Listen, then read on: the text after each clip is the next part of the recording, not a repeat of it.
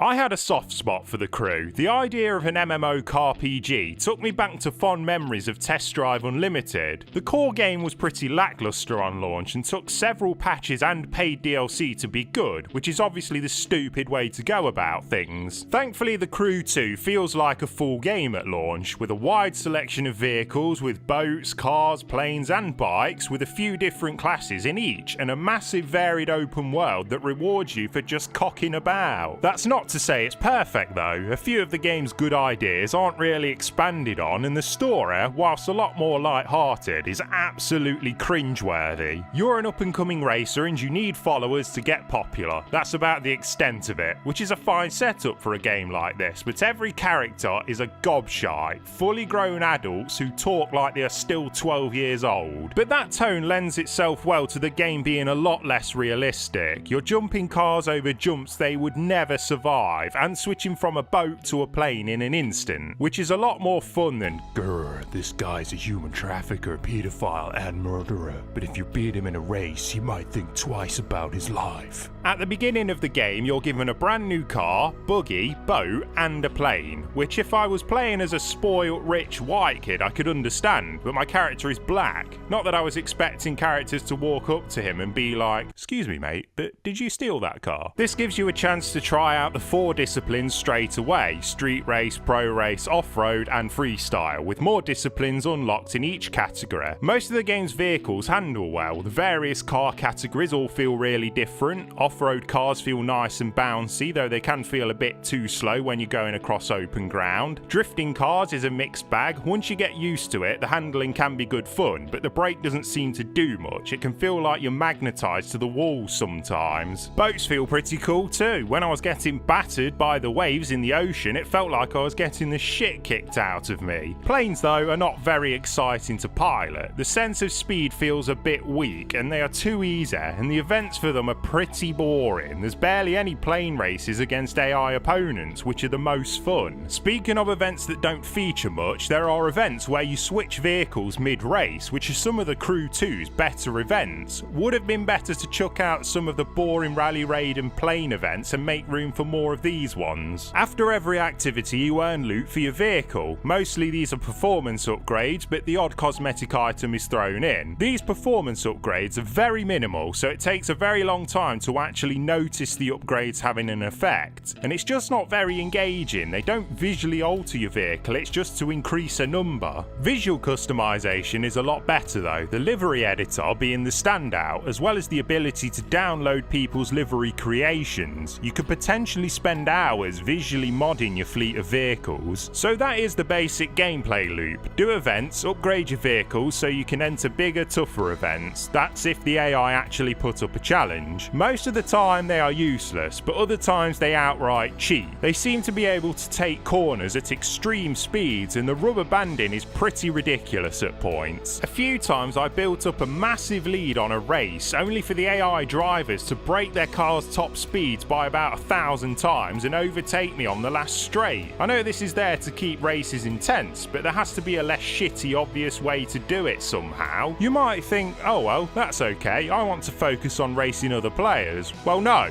that's not coming till December. Fucking December! I can understand delaying it a month so everyone can get used to the game and level up a bit, but 6 months away takes the piss. It better be a very flushed out mode if it's taking that long. You can do events co-op with your mates and see random players roaming the open world, but that's about all you get. I like that you get your own home where you can display all your rides, but no one else can see it but yourself, which I think is a missed opportunity. Get the housing system from Test Drive Unlimited 2 in there. The PC version is beautifully optimised, it runs super well on my PC, and archaeologists find things younger than that, and fuck me does the game look good. Light reflects off water in a really convincing way, and all the cars have really good looking cockpit views, and the photo mode is really well made. The open world USA is something to be admired too. From the winding roads of rural America to the city streets, it's easy to see this is one well thought out landmass, and the away event core resources are implemented into it is pretty impressive. If you were hoping for a more PvP-centric game, then probably hold off on the Crew 2 until November. Then you have a month to level up before the PvP comes out. If you aren't arsed by that though, it's worth picking up, I think. It's an absolutely massive game with loads to do, and seems to have been well thought out.